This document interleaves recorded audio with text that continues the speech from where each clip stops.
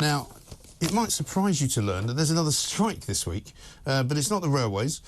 It's not, in fact, the teachers, but I'm sure they'll be along soon. No, this one is another junior doctors' strike, and they're about to go out once again in order to prove their worth to the NHS, and I think it's absolute and utter disgrace. Roy Lilley is here, former NHS Trust chairman. Let's find out what the effect is likely to be. Roy, very good morning to you. All right, good morning. So, they're determined, aren't they, these doctors, to cause as much ructions as they possibly can. And I think the last time the junior doctors went on strike, they did it in such a way that they ended up being off for about a week. It was around about Easter, I think. And very cynically, they just kind of went and sort of bookended a big, long bank holiday weekend, which meant that people who had got procedures and had got appointments just had to have them cancelled. Yeah, you're right. Here we go again. I mean, as far as the NHS is concerned, they've kind of got the hang of strikes now, you know, from the management point of view. I mean, when strikes were first mooted, I mean, the nurses went on strike for the first time in, you know, since Florence Nightingale, and the junior doctors hadn't been on strike since 2016, I think. But I mean, the managers all kind of thought, oh my God, you know, what are we going to do? And there was a huge number of meetings and strategies put in place and what have you. But now, of course, they know what to do. And what you do is you protect the front door, your blue light service. So whoever you've got, you bung on the front door. Everything else gets stalled, stopped or cancelled. You get the minimum cover on the wards and you just kind of muddle through. So that's what they'll do. But the thing is this, Mike, and this is what I think people are missing.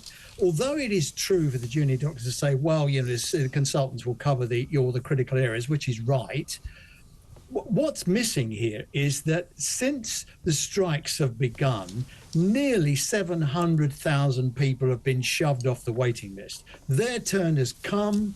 They've had the letter in the post that says, sorry, we're not going to do your hip or your knee or your hernia or your cataract or whatever it is because there's a strike. So they get shoved to the back.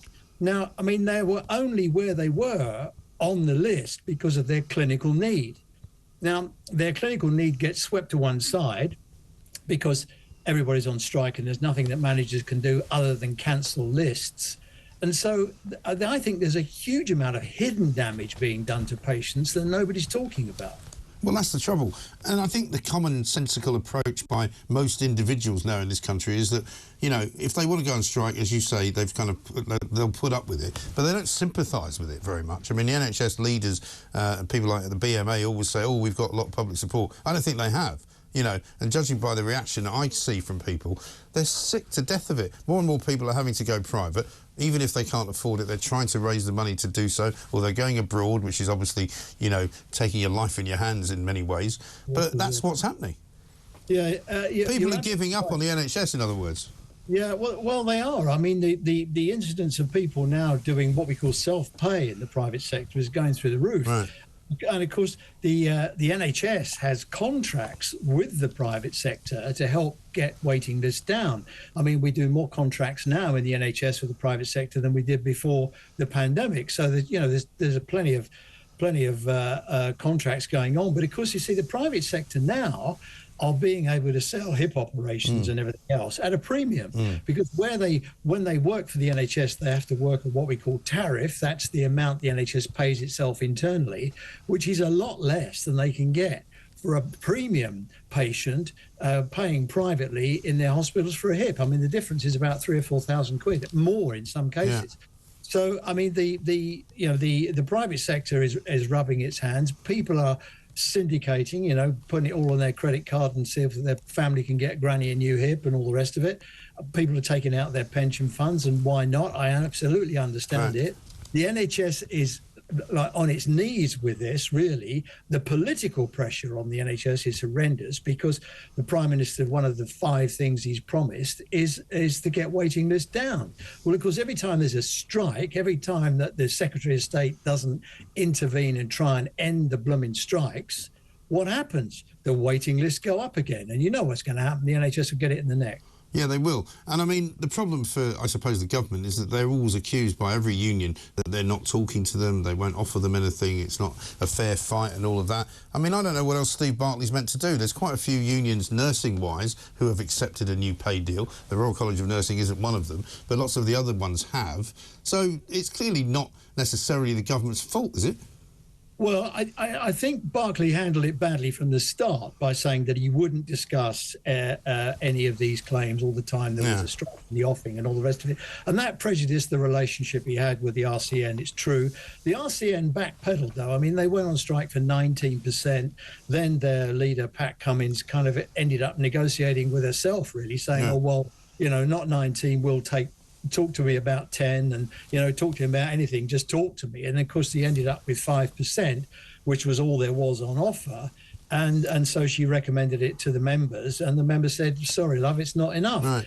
And now, of course, the junior doctors... And then she then disagreed with her own recommendation and said she was wrong to have made it. She's in a very difficult position. I mean, she negotiated the deal and said, look, this is the best I can get.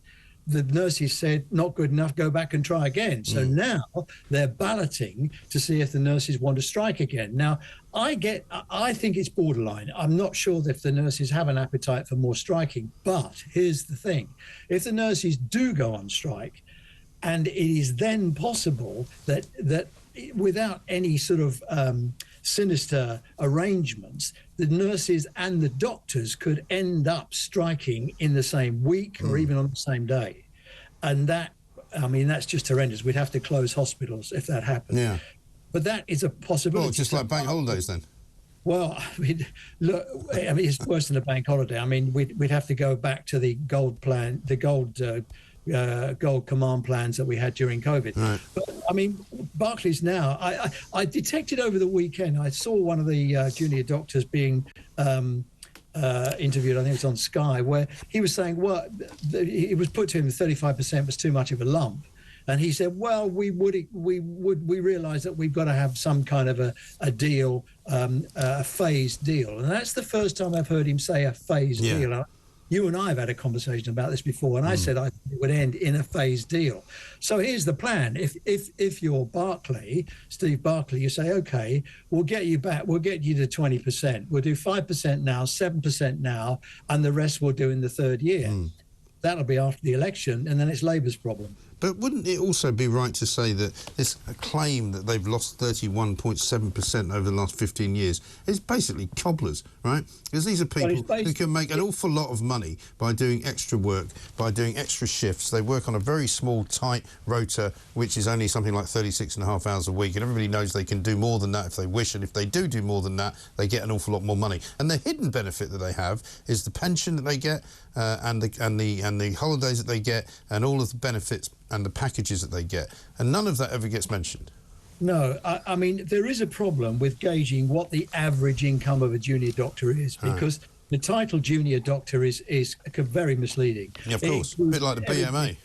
Yeah, well, it includes, you know, the first year house of kids just out of university on the wards, through to very senior registrars whose next job will be a consultant. So you're going from 80, 90,000 a year down to the 23, 24. Right. So it's very hard to tell. I think, you know, from the calculation is concerned, they're using the retail price index, and the government say they should be using the consumer price index over that period. Doesn't matter how you do it and how you factor it in, their wages have not kept pace with the value of the value of their wage packet is not kept pace. And you have to say, okay, well, why is that? And you know, if they say, okay, well, we've not had a decent pay rise in 10 years. Well, actually, where's the BMA been in the last 10 years? Yeah, I mean, why are they only suddenly saying now that they haven't been paid, you know, 37.5% of a pay rise over 13 years? What have they been doing? Yeah, I agree. I mean, I think the BMA and to some extent, the same extent, really, the RCN have been asleep at the wheel. If you look at the train drivers, you know, the train drivers are on strike now, and I know there's a big argy-bargy going on, but in the same period, the train drivers' income over that last 10 years has gone up, I think I'm right in saying, by about 40%. Now, that's because, you know, they've got a very sharp trade union. It's not all been achieved by strike action. A lot of it's good negotiation and good industrial relations. The NHS doesn't really have a proper industrial relations mechanism. It has the pay review bodies, which are supposed to distance the frontline claims with ministers, and they're supposed to sort of look at it academically, take into account a load of factors and say, this is the figure we think is fair. The trouble is they take a huge amount of time to do it. They take months to do it. I think a lot of the calculations is a bit out of date. And to be fair, the RCN, as part of their deal, had a deal that the pay review bodies would be reviewed. And I think even the pay review bodies realise they have to be reviewed. So that was a step forward. But of course, now that's lost because the nurses have thrown the whole lot up in the air. Yeah. It's a real mess. I don't know who's going to fix it. Roy, thanks very much indeed. Roy Lilley there, former NHS Trust Chairman, talking to us about latest news on the doctors' strike. 36 hours out in the middle of this week. It's going to be a problem. It's going to be a nightmare. Let us know if you've had something cancelled. Let us know if you've had a procedure that now will not go ahead. If you've got a relative who was going to go into hospital who now isn't. I don't understand how you can be a doctor and refuse to work. I just think it's completely wrong. I think it's completely analogous to the worst scenario that any NHS worker can have. And quite frankly, the British Medical Association, which is the union, the Marxists who run the union for doctors, should be ashamed of themselves.